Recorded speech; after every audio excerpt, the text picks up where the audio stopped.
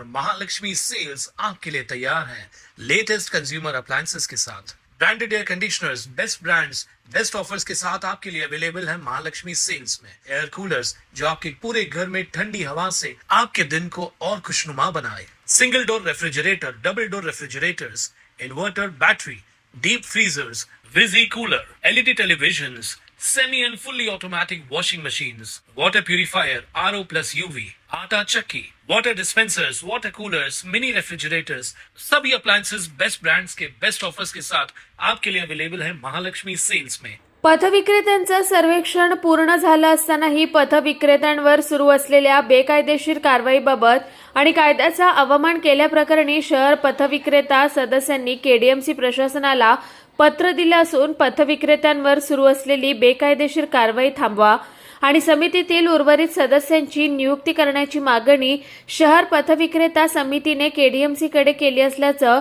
भालचंद्र पाटील यांनी सांगितलंय। नुकतीच केडीएमसीची शहर पथविक्रेता समितीची निवडणूक झाली असून यामध्ये 8 सदस्य पथविक्रेत्यांमधून निवडण्यात आले। या सदस्यांनी केडीएमसी प्रशासनाला निवेदन दिलं असून यामध्ये पथविक्रेता अधिनियम 2014च्या कलम 3(3) आणि कलम 4 नुसार महापालिका क्षेत्रातील फेरीवाल्यांचं सर्वेक्षण पूर्ण झालंय। सर्वेक्षण पूर्ण झाल्यानंतर टीव्हीसी समितीच्या मान्यतेने तात्काळ विक्री प्रमाणपत्र व वेंडिंग झोन घोषित करणं कायद्याने बंधनकारक आहे। असं असताना टीव्हीसी समितीला डावलून आणि कोणतीही कायदेशीर प्रक्रिया न पाळता अतिक्रमण विभागाचे अधिकारी फेरीवाल्यांवर रोज दंडात्मक व विस्थापनाची कारवाई करतात। टीव्हीसीची मंजुरी नसलेली ही कारवाई सर्वोच्च न्यायालय व उच्च न्यायालयाच्या विविध न्यायनिर्णयांचा थेट अवमान आहे। कलम 18चे उल्लंघन करून जप्त केलेल्या साहित्यांची कोणतीही अधिकृत पावती यादी दिली जात नाही। माल खराब झाल्यास किंवा हरवल्यास त्याला संबंधित अधिकारी जबाबदार आहेत। त्यामुळे सर्वेक्षण झालेले असल्यानं प्रमाणपत्र वितरण आणि वेंडिंग झोनचे नियोजन पूर्ण होईपर्यंत केडीएमसी क्षेत्रातील सर्व प्रकारची दंडात्मक व जप्तीची कारवाई तात्काळ स्थगित करण्यात यावी। या विषयावर निर्णय घेण्यासाठी टीव्हीसीची विशेष बैठक आगामी 7 दिवसात आयोजित करण्यात यावी। बेकायदेशीर कारवाई थांबवावी, नाहीतर निवडून आलेले सदस्य फेरीवाल्यांच्या उपजीविकेच्या हक्काने हनन आणि केंद्रीय कायद्याच्या उल्लंघनाबाबत महापालिका आयुक्त, अतिक्रमण अधिकारी आणि वॉर्ड अधिकाऱ्यांविरुद्ध उच्च न्यायालयात अवमान याचिका दाखल करू असा इशारा दिला असल्याची माहिती सदस्य भालचंद्र पाटील यांनी दिली आहे।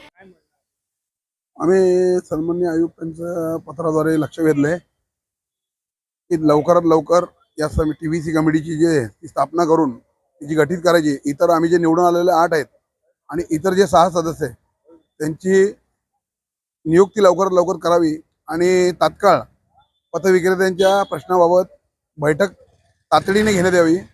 कारण सहाय्यक आयुक्त प्रभाग क्षेत्र अधिकारी जे आहेत ते मनमर्जीप्रमाणे कायद्याची पायमल्ली करून सरसकट कारवाई करतायत पात्र फेरीवाल्यांवर।